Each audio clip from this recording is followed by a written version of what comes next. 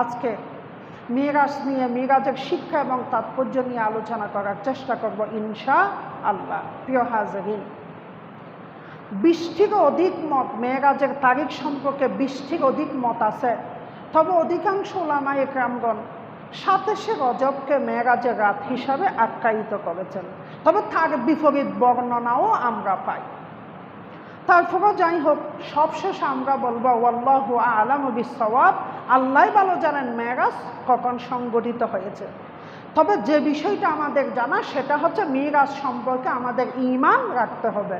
রাসূল সাল্লাল্লাহু আলাইহি ওয়াসাল্লামের মুজিজা সমূহের মধ্যে মিরাজ হচ্ছে অন্যতম। একটি জুমায় বলেছিলাম, মেরাজ সম্পর্কে যত প্রশ্ন আছে আল্লাহ সুবহানাহু ওয়া তাআলা আপনার সমস্ত প্রশ্নের উত্তর একটি বাক্যে দিয়ে দিয়েছেন, সুবহানাল্লাহ। যেই কথা বলে আজকে মূল আলোচনা শুরু করছি সেটা হচ্ছে মেরাজ হচ্ছে এমন একটি বিষয়, যদি আল্লাহ আপনাকে যে জ্ঞান দিয়েছে ওই জ্ঞান দিয়ে যদি আপনি মেরাজকে চিন্তা করেন, আপনি কখনো মেরাজ বুঝতে পারবেন না। কারণ মেরাজ এমন একটি অলৌকিক ঘটনা, যে অলৌকিক ঘটনা বোঝার মতো জ্ঞান বুদ্ধিমত্তা আল্লাহ দুনিয়ায় কোনো মানুষকে দেন নাই, সুবহানাল্লাহ। এটা হচ্ছে বিশ্বাসের জায়গা। কারণ আপনি বুঝতেই পারবেন না কেমনে হয়, কিভাবে হয়। আল্লাহ সুবহানাহু ওয়া তাআলা এক রাতে তার নবীকে মসজিদে হারাম থেকে মসজিদে আকসা, আকসা থেকে আরশ আজিম থেকে যে পরিভ্রমণ করে একটি রাতের মধ্যে নিয়ে এসেছেন সশরীরে, স্বপ্নের মধ্যে নয়, সশরীরে যে নিয়ে এসেছেন, আপনার হৃদয়ের হাজার প্রশ্নের উত্তর আল্লাহ দিচ্ছেন, সুবহান।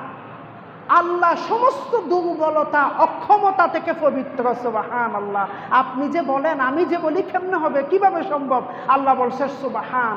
আল্লাহ তোমার সব অক্ষমতা দুর্বলতার ওই প্রশ্ন থেকে অনেক ঊর্ধ্বে, সুবহানাল্লাহ। তার মানে আল্লাহ সব পারেন। আল্লাহ যখন খুন বলেন ফায়াকুন, সাথে সাথে সেটা হয়ে যায়। আল্লাহ সেভাবেই পারেন। আরও অনেক যুক্তি বর্ণনা দেওয়া যায়, আমরা সেদিকে যাচ্ছি না। এই আয়াতের মধ্যে আল্লাহ তাআলা 10 থেকে 12টি শব্দ ব্যবহার করেছেন। এক একটি শব্দ নিয়ে যদি কথা বলি 1 ঘন্টা কথা বলা দরকার। যদি 12টি শব্দ নিয়ে কথা বললে 12টি ঘন্টার প্রয়োজন আছে এই মিরাজে কিছুটা বোঝানোর জন্য। সম্ভব আমারও না, আপনাদেরও না, সময়ের স্বল্পতা, সীমাবদ্ধতা। প্রিয় হাজরিন, প্রত্যেকটা শব্দ এত তাত্ত্বিকপূর্ণভাবে আল্লাহ তাআলা বর্ণনা করেছেন, সেটা বিশাল বিশদ ব্যাখ্যার অবকাশ রাখে। সারা জীবন যদি তার উপর আলোচনা হয়, আলোচনা থেকেই যাবে, আলোচনা পূর্ণতা দান করা সম্ভব নয়। মেরাজ হচ্ছে এমন একটি গুরুত্বপূর্ণ জিনিস যেটার উপর আমাদের বিবেকের কল্পনার বাইরে গিয়ে আল্লাহ কোরআনকে যেভাবে আমরা বিশ্বাস করেছি সেভাবেই বিশ্বাস করে নিতে হবে। আল্লাহ তাআলা বলেছেন, সুবহানাল্লাযী আসরা বিআবদিহি, আমি আমার বান্দাকে রাত্রিবেলা পরিভ্রমণ করিয়েছি। কোথায় থেকে? লাইলাম মিনাল মসজিদিল হারাম ইলাল মসজিদিল আকসা। সর্বপ্রথম পরিভ্রমণটা ছিল মসজিদে হারাম থেকে মসজিদে আকসা, যেটাকে ইসরা বলা হয়। যেটাকে কি বলা হয়? ইসরা মানে রাত্রিকালীন সফর। এই কথাটি কোরআন আরও কয়েক জায়গায়, হযরত লূত আলাইহিস সালামের ব্যাপারে কথাটি এসেছেন, হযরত নূহ আলাইহিস সালামের ব্যাপারেও একই কথা এসেছেন, ইসরা শব্দটি ব্যবহার হয়েছে। আমরা যেখান থেকে বলতে চাচ্ছি সেটা হচ্ছে আল্লাহ রাসূল যখন মসজিদে আকসাতে গেলেন, আল্লাহর হাবিব সাল্লাল্লাহু আলাইহি ওয়াসাল্লাম সব নবীদেরকে আল্লাহ সেখানে জামায়াত করলেন, একত্রিত করলেন। সব নবীর উপরে গিয়ে আমাদের রাসূল সাইয়্যিদুল মুরসালিন, মুরসালিনদের নেতা, সমস্ত জগৎবাসীর নেতা, নবীদের নেতা, তার ইমামতিতে 2 রাকাত সালাত সমাপ্ত করলেন। এই সালাত সমাপ্ত করে মিরাজের মূল কার্যক্রম শুরু হচ্ছে এখান থেকে। আল্লাহ রাসূল সাল্লাল্লাহু আলাইহি ওয়াসাল্লাম হঠাৎ দেখতে পেলেন এক বিশাল সুন্দর চাকচিক্যপূর্ণ এক সুন্দর সিঁড়ি সোজা উপরের দিকে উঠে গেছে, সুবহানাল্লাহ।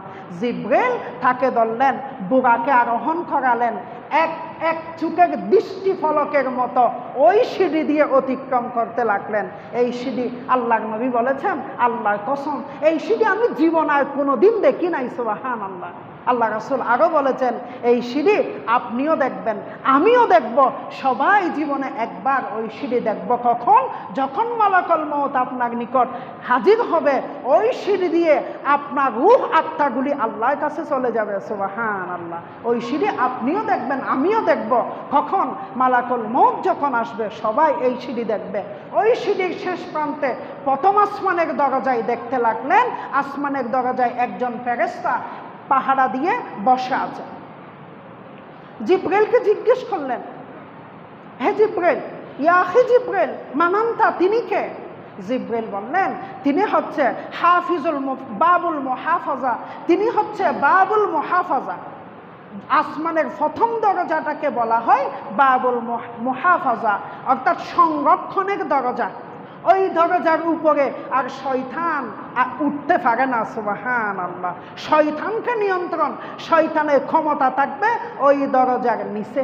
একজন ফেরেশতা বসে আছেন, ওই ফেরেশতার নাম হচ্ছে ইসমাইল। জিব্রাইল তার কাছে পরিচয় করিয়ে দিলেন। তখন জিব্রাইল বললেন, দরজাটি প্রশস্তভাবে ওপেন করো।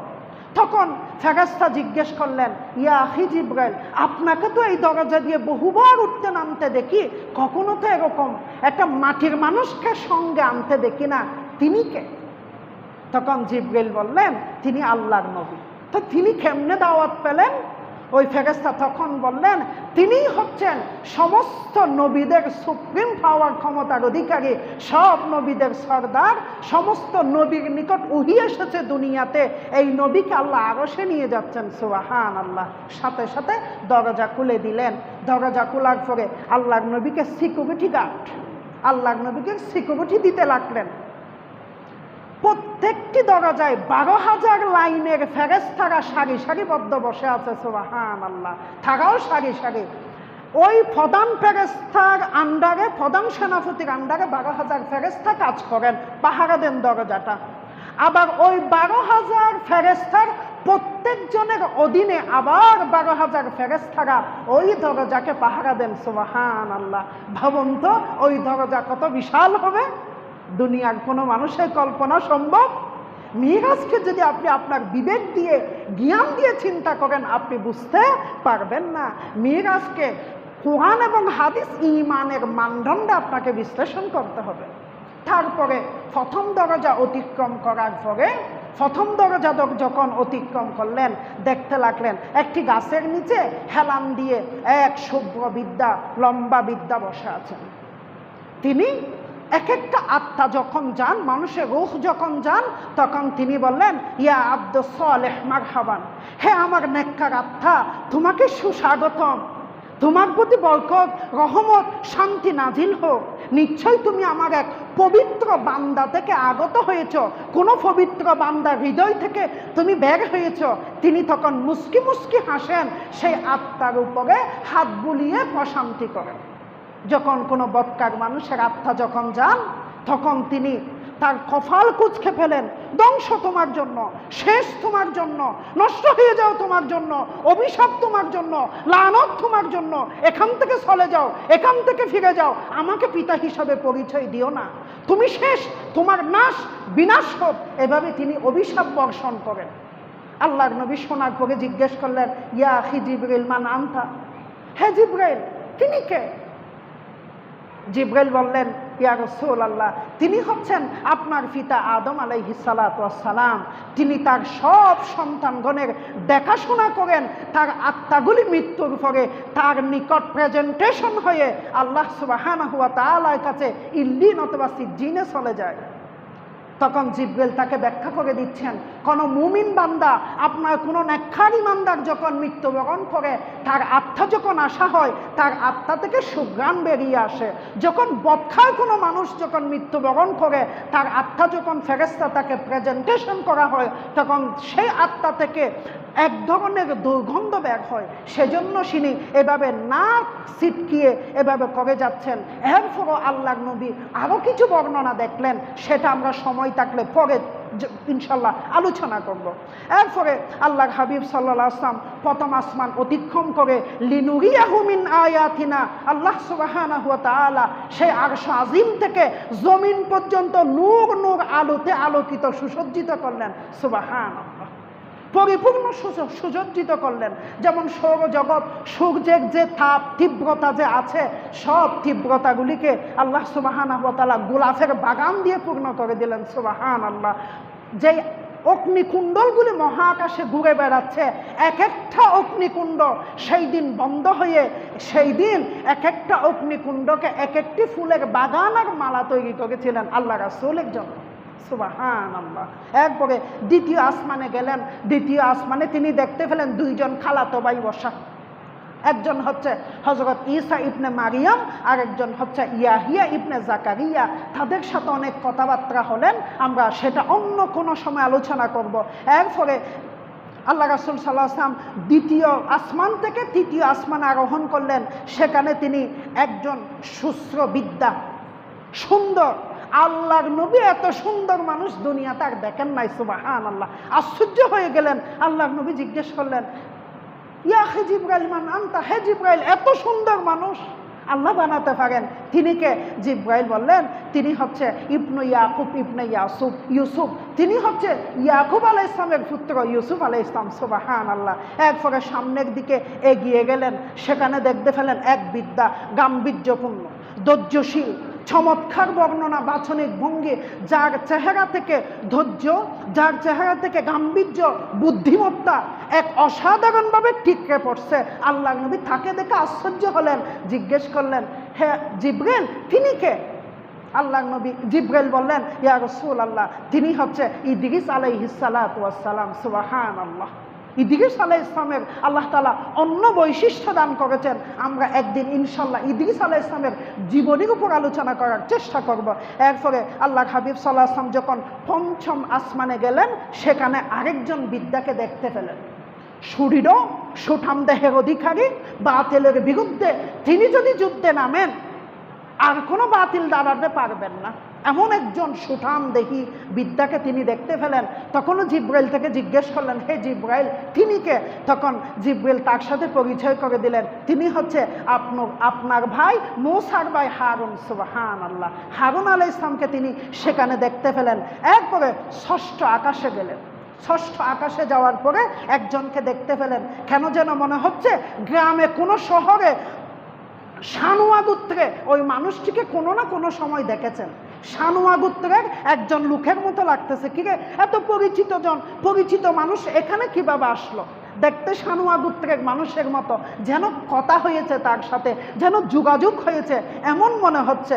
তবে তার বুদ্ধিমত্তা, জ্ঞানের পরিধি, মর্যাদা মনে হচ্ছে অন্যরকম। তখন তিনি জিবরাইলকে জিজ্ঞেস করলেন, হে জিবরাইল তিনি কে? অর্থাৎ তিনি আপনার বন্ধু, তিনি হচ্ছে মূসা ইবনে ইমরান, অর্থাৎ হযরত মূসা আলাইহিস সালামকে ষষ্ঠ আকাশে দেখতে পেলেন। তারপরে আল্লাহর নবী চলে গেলেন সপ্তম আকাশে।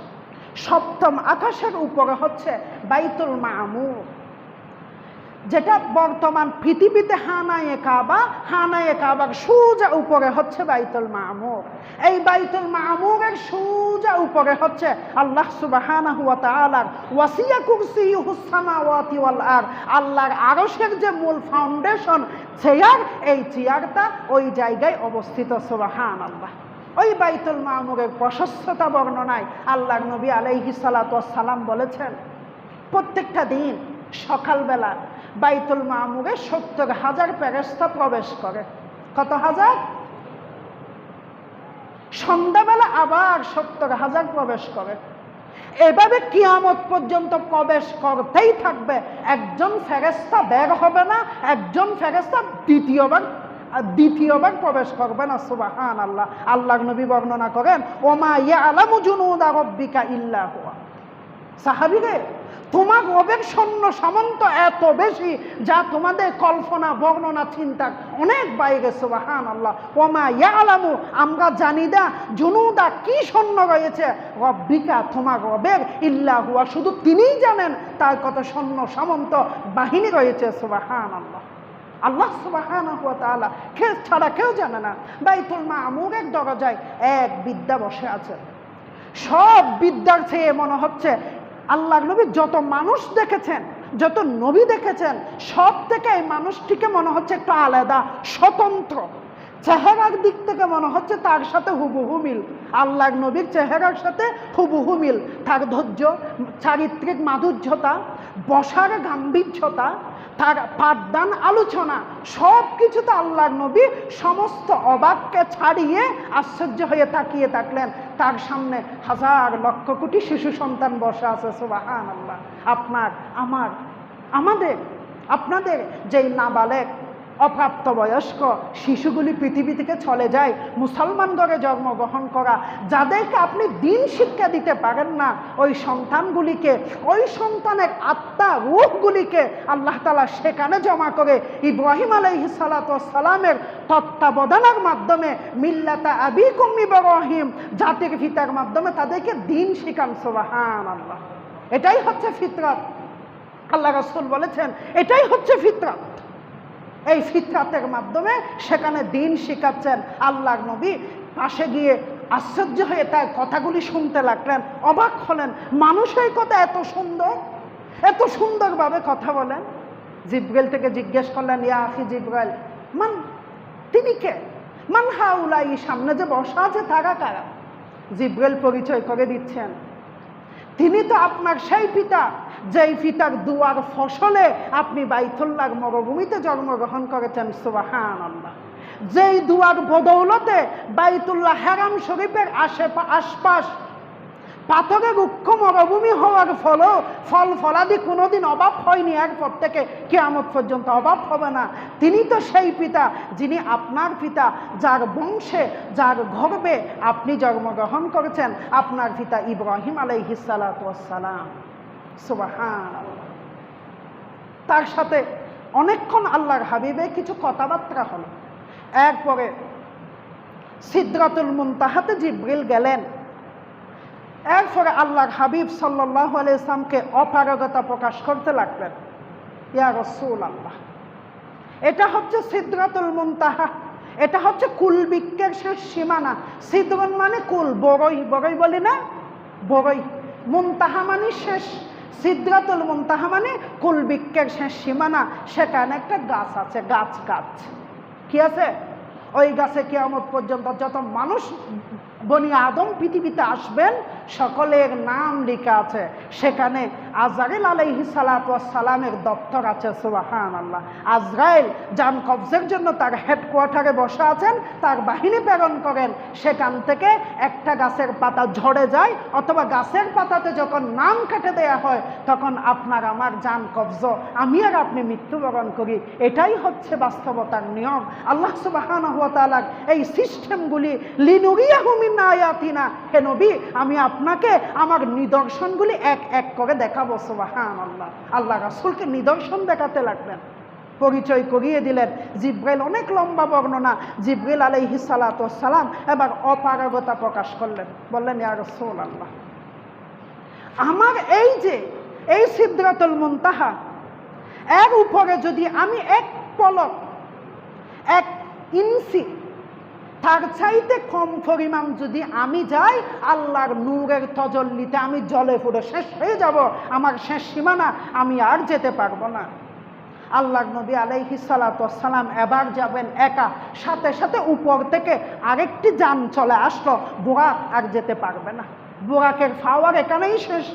যেই বস্তুটির নাম হাদিসের মধ্যে এসেছেন, রফ নামক একটি যান চলে আসছে, যেটা গাধার চেয়েও বড়, কচ্ছরের চেয়েও ছোট। এই ধরনের একটি যান আসলেন। আল্লাহর নবী আলাইহিস সালাম সেখানে চলে গেলেন। আমরা অনেক গল্প, কিচ্ছা কাহিনী শুনি, সেখানে নাকি আব্দুল কাদের জিলানীর কাঁধে বহন করে গিয়েছিল। পুরোটা গল্প একটা যদি বলি, মানে একটা গাঁজাখুরি কথা, এর চাইতে মিথ্যা অপবাদ আর কিছুই নাই। আল্লাহ রাসূল বেজে গেছেন, আব্দুল কাদের জিলানী তাকে সহযোগিতা করবেন। আব্দুল কাদের জিলানীও যদি তার জীবদ্দশায় শুনত, তাদের দিকে থুতু নিক্ষেপ করতেন। তিনিও সেই কথা বিশ্বাস করতেন না। এখনো কিয়ামতের ময়দানে তার বিরুদ্ধে যারা এই মিথ্যা অপবাদ দিচ্ছে, তাদের ব্যাপারে হয়তো আব্দুল কাদের জিলানী তাদের বিরুদ্ধে আল্লাহর আদালতে মামলা করবেন। দেখবেন হয়তো কিয়ামতের ময়দানে সেটা। সেখানে আল্লাহ রাসূল সাল্লাল্লাহু আলাইহি ওয়াসাল্লাম গফরফ নামক যানবাহন করে চলে গেলেন। কোথায় গেলেন? আফাতুমারুনা আলা মা ইয়ারা। আল্লাহ তার নবীকে সাহস দিচ্ছেন, হে নবী ভয় পাওয়ার কোনো কারণ নেই। সহিহ মুসলিমের বর্ণনায় আমরা দেখতে পাই উপর থেকে এই কথাগুলি বলতে লাগলেন হযরত আবু বকর সিদ্দিকের কণ্ঠে। সুবহানাল্লাহ। আল্লাহ রাসূল যখন একটু একা ভয়ভীতি হয়ে গেলেন তখন আবু বকরের কণ্ঠে কোরআনের আয়াতগুলি আল্লাহর নবীর কানে ভেসে আসতে লাগলো। আল্লাহর নবী চিন্তা করলেন, কিরে আবু বকর এখানে, আবু বকর এখানে। স্বাভাবিক যখন আপনি রাতে হাঁটবেন, কাউকে যখন আনতে যাবেন, বাসা থেকে কাউকে আনতে যাচ্ছেন, ওই প্রান্ত থেকে যখন আপনার বন্ধু ডাক দিবে আপনার সাহসটা বেড়ে যাবে না কমবে? বেড়েই যাবে। এটাই বাস্তবতা।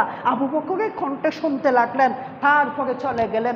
কতটুক গেলেন? আল্লাহ কুরআনুল কারীমে চমৎকারভাবে বর্ণনা করেছে, ওয়াহুয়া বিল উফুকিল আ'লা। আল্লাহ তার নবীকে একদম কাছে টেনে নিলেন, কাছে। আল্লাহ কোরআনে বলছে কতটুক কাছে? দুই ধনুকের মাঝখানে তীর ছিলেন না, তীর এভাবে তীর টানলে কতটুক টানে, এই যে দূরত্ব। আল্লাহ বললেন আমি আমার নবীকে এত কাছে নিয়ে আসলাম। সুবহানাল্লাহ। কোন বর্ণনায় আব্দুল্লাহ ইবনে আব্বাস রাদিয়াল্লাহু তাআলা আনহু বর্ণনা করেন আল্লাহ এবং আল্লাহর নবীর মাঝখানে ব্যবধান ছিল একটা রশি পরিমাণ, একটা রশি পরিমাণ ব্যবধান। এবার দুইজনের কথাবার্তা শুরু হলো। সুবহানাল্লাহ। প্রিয় হাজিরিন, এত কাছে গেলেন। আল্লাহ তার রাসূল আল্লাহকে দেখছে কিনা এই ব্যাপারে উলামায়ে কেরামদের মতামত আছে। আমি আম্মাজান আয়েশার বর্ণনাটি সহিহ বুখারীর বর্ণনায় যেটা এসেছেন, আম্মাজান আয়েশা আল্লাহর নবীকে জিজ্ঞেস করলেন, ইয়া রাসূলুল্লাহ আপনি কি মেরাজের রজনীতে আল্লাহকে দেখেছেন? আল্লাহ রাসূল বলে দিয়েছেন, না আয়েশা আমি আল্লাহকে দেখিনি। কেন দেখিনি? লা তুদরিকুল আবসার, দুনিয়ার কোনো দৃষ্টি আল্লাহকে দেখতে পারে না। সুবহানাল্লাহ। আবার আব্দুল্লাহ ইবনে আব্বাস তার একটি বর্ণনায় তিনি বর্ণনা লম্বা না করে আল্লাহ এবং আল্লাহর নবীর উপরে তিনি ছেড়ে দিয়েছেন, তবে তিনি দেখেছেন বলে মতামত দিয়েছেন। দেখলে কীরকম সেটা আল্লাহ এবং আল্লাহ রাসূলই ভালো জানে, সেই বিষয়ে আমাদের কোনো জ্ঞান নেই। আমরা সেটা নিয়ে বিশ্লেষণের যোগ্যতা আমরা রাখি না, যেটা আব্দুল্লাহ ইবনে আব্বাস রাখেন নাই।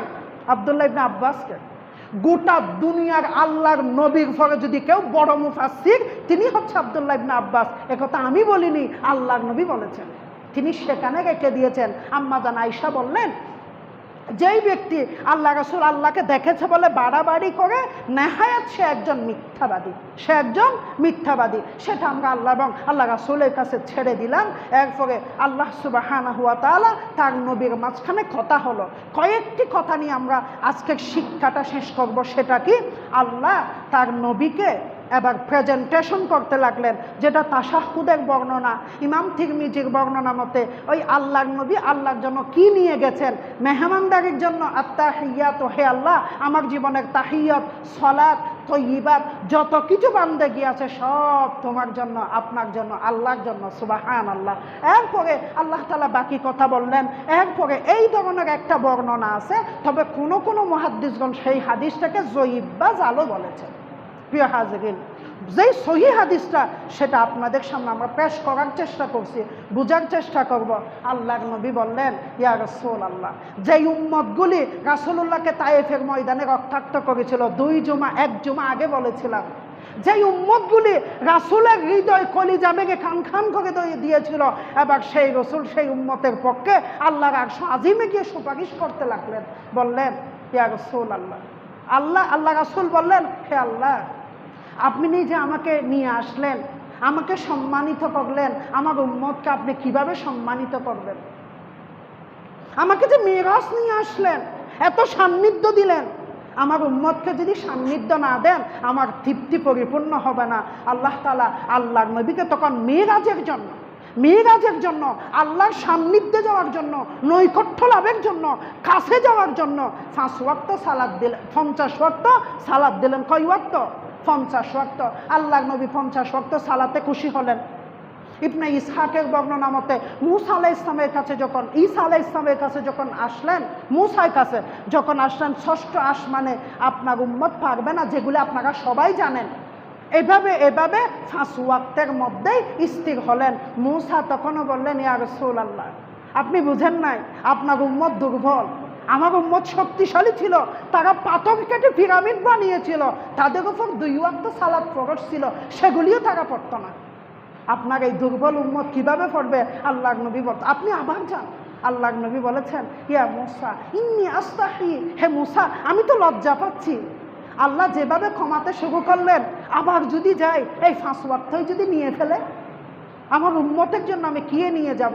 সেটা হচ্ছে 5 ওয়াক্ত সালাত। 2-4 দিন ধরে অনেক প্রশ্ন আসছে, হুজুর মেরাজের সালাত কয় নিয়ত, কয় রাকাত, কয়টা রোজা রাখতে হবে? প্রিয় হাজিরিন, আসলে যদি বলি অনেক কথা আসে হয়। মেরাজের সালাত হচ্ছে 5 ওয়াক্ত। কয় ওয়াক্ত? দৈনন্দিন জীবনের 5 ওয়াক্ত সালাতই হচ্ছে মেরাজের সালাত। এই সালাত তরক করবেন না।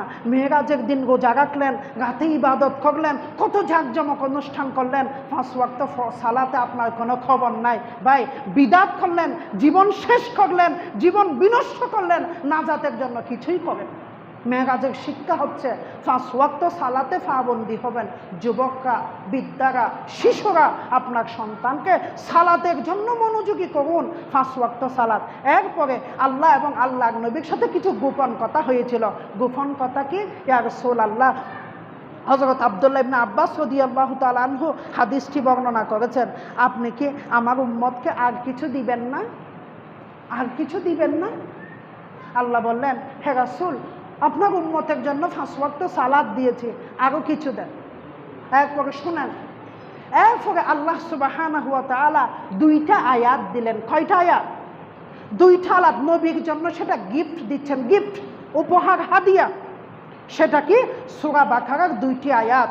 সব মুফাসসির মুহাদ্দিস একমত, এগুলি জমিনে অবতীর্ণ হয় নাই, আরশ আজিমে আল্লাহর নবীকে দিচ্ছেন। আমানা রাসূলু বিমা উনজিলা ইলাইহি মির রাব্বিহি ওয়াল মুমিনুন। এই আয়াত আর পরের আয়াত আল্লাহ তাআলা তার নবীকে মিরাজে যখন গিয়েছিল গিফট দিয়েছিল। এগুলি কি জানেন? এগুলি ঢাল, মুমিনের জন্য, ঈমানদারের জন্য ঢাল, রক্ষা কবচ। আল্লাহ রাসূল বলেছেন, সহিহ বুখারী মুসলিমের বর্ণনা, যেই ব্যক্তি সকাল সন্ধ্যা এই 2টি আয়াত তেলাওয়াত করবে, তার জিম্মিদারিত্ব, হেফাজত আর নিরাপত্তার জিম্মিদারিত্ব আল্লাহ কুদরতের হাতে নিয়ে নেবেন। সুবহানাল্লাহ। এগুলি নিয়ে বললে আরো অনেক কথা বলা দরকার। যাদের মুখস্থ নেই, চেষ্টা করবেন সূরা বাকারার শেষের 2টি আয়াত মুখস্থ করার জন্য। এই 2টি আয়াত জমিনে নাজিল হয় নাই, এগুলির ওয়াইট, এগুলির ওজন, এগুলির গুরুত্ব, এগুলির তাৎপর্য এত বেশি, এগুলি জমিনে নাজিল করার মতো নয়। সুবহানাল্লাহ। এই 2 আয়াতে অন্য সব কিতাবের সারমর্ম, আল্লাহ এবং বান্দার চুক্তি, আল্লাহ এবং বান্দার প্রতিশ্রুতি বাস্তবায়নের সহযোগিতা কামনা, সমস্ত কিছু আল্লাহ এই 2 আয়াতের মধ্যে দিয়েছেন। সুবহানাল্লাহ। তারপরে আল্লাহ তাআলা, আল্লাহর নবী আল্লাহর কাছে একটা আবদার করলেন, ইয়া রাসূলুল্লাহ, আমার উম্মতরা কত কষ্ট করেন দ্বীনের জন্য, ধর্মের জন্য, কত পরিশ্রম কুরবানি করেন, আপনি কি আমার উম্মতকে জাহান্নামে দিবেন? আল্লাহ সুবহানাহু ওয়া তাআলা আরশ আজিমেই একটু থমকে গেলেন, ইয়া রাসূলুল্লাহ, আপনার দাবি কি?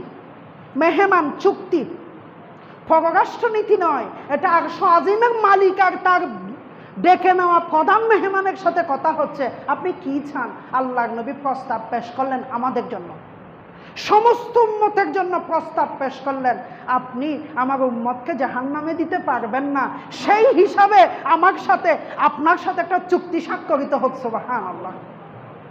আপনি আমার উম্মতকে জাহান্নামে দিতে পারবেন না। আল্লাহ বললেন, ঠিক আছে, ওকে, তুমি আমার একটা দাবি মানো, আমি তোমার একটা মানি। সেটা কি? হে নবী, আমি আপনাকে প্রতিশ্রুতি দিচ্ছি, চুক্তি স্বাক্ষরিত করে দিচ্ছি, যদি তোমার কোনো উম্মত যদি শিরকবিহীন মৃত্যুবরণ করে, তার জান্নাতের জিম্মিদারিত্ব আমি আল্লাহ নিয়ে নিলাম। সুবহানাল্লাহ।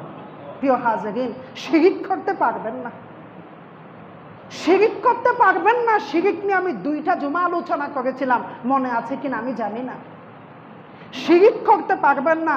আসুন মেরাজের শিক্ষা আলোচনা করি। সর্বপ্রথম বিশুদ্ধ ঈমান। মেরাজের শিক্ষা কি? বিশুদ্ধ ঈমান। আপনার ঈমানে কোনো ধরনের খুঁত থাকতে পারবে না, শিরিক থাকতে পারবে না। শিরিক কি? বলার অনেক কথা। ভাই এই মুসলিম উম্মাহ, এই জাতি, আমি আর আপনি ইবাদতের নিয়তেই হাজার শিরিক করি, লক্ষ কোটি শিরিক আমরা ইবাদতের নিয়তেই করি। আমরা আল্লাহ যা দিতে পারেন তা আল্লাহর কাছে চেয়ে না ফেলে অন্যজনের কাছে চলে যায়। আমরা আল্লাহ ব্যতীত অন্যজনকে রিজিক দিতে মনে করি। আমরা আল্লাহ ছাড়া অন্য কারো শক্তি সামর্থ্য আছে বলে মনে করি। আমরা আল্লাহ ব্যতীত অন্য কারো নামে গরু ছাগল জবাই করি। আমরা আল্লাহর নাম নিয়েও অন্য কারো নামে মান্যত করি। আমরা আল্লাহ ছাড়াও আল্লাহর সাথে বিভিন্ন কিছু শরীক সাব্যস্ত করি। সব কিছু করি ইবাদতের নিয়তে। অমুক মাজারে গরু নিয়ে যাচ্ছি, গুনাহ হবে না, সওয়াব হবে, নিয়ে যাচ্ছেন, সওয়াবের জন্য নিয়ে যাচ্ছেন। সেখানে জবাই করছেন আল্লাহর নামে আর ওর নামে। সেটা যদি বলি ইমাম সাহেব মাজার বিরোধী কট্টরপন্থী না, নয় ভাই। শিরিকের বিরুদ্ধে সমস্ত নবীগণ, সমস্ত ইমাম, মুহাদ্দিস, মুফতি শিরিকের বিরুদ্ধে হতেই হবে। তাই কথা হবে সুস্পষ্ট শিরিকের বিরুদ্ধে। মান্যত করা, মানুষের নামে শপথ করা শিরিক। অমুকের নামে শপথ, এটা শিরিক। হাতে রেখা দেখা শিরিক। সকালবেলা মাছের জন্য যাচ্ছেন, বাজারে যাচ্ছেন, শহরে যাচ্ছেন, কোন এক গ্রামের বৃদ্ধা মহিলা বসে আছে, তাকে দেখছেন, মনে মনে বলতে লাগলেন, ইবে এই অনাজ থেকে এনে দিলাম, আজিয়া সাত নব। আল্লাহর বান্দা, এটা শিরিক। আপনি আর আমি প্রতিদিন করি, প্রতিনিয়ত করি, প্রতি মুহূর্তে করি, এগুলি শিরিক। আল্লাহ ব্যতীত সমস্ত সুপ্রিম পাওয়ারের মালিক আল্লাহ। কথা কাজে, লেনদেনে, আশা বর্ষায় যাওয়ায় যত ধরনের শিরিক আছে, সব শিরিক থেকে মুক্ত থাকাই হচ্ছে এই মিরাজের প্রথম শিক্ষা। 2 নম্বর শিক্ষা সালাত। কখনো ত্যাগ করবেন না, সালাত ত্যাগ করবেন না। সালাত ত্যাগ করে জান্নাতে যাওয়া যাবে না। এই সালাতের জন্য যথাযথভাবে প্রস্তুতি, প্রিপারেশন নিতে হবে। মিরাজের তৃতীয় শিক্ষা হচ্ছে সূরা বাকারার 2 আয়াত। কোরআনের সাথে থাকতে হবে, কোরআন পড়তে হবে, কোরআন বুঝতে হবে, কোরআন বোঝার চেষ্টা করতে হবে। আল্লাহ তাআলা তার রাসূলকে এই হাদিয়াগুলি দিয়েই রাতের মধ্যেই পুনরায় মসজিদে হারামে নিয়ে আসলেন। আল্লাহ তাআলা আমাদের সবাইকে ঈমানের যথাযথ কোরআন সুন্নাহগুলি বুঝে আমল